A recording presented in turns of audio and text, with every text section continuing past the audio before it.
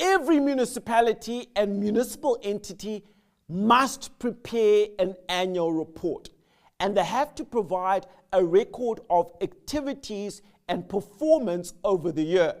The whole objective here is to promote accountability to the community for decisions made.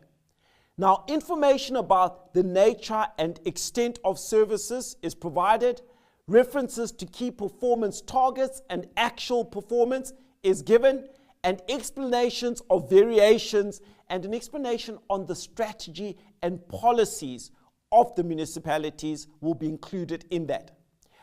The annual report must include audited annual financial statements, and these must adequately reflect the financial position of the municipality at year end.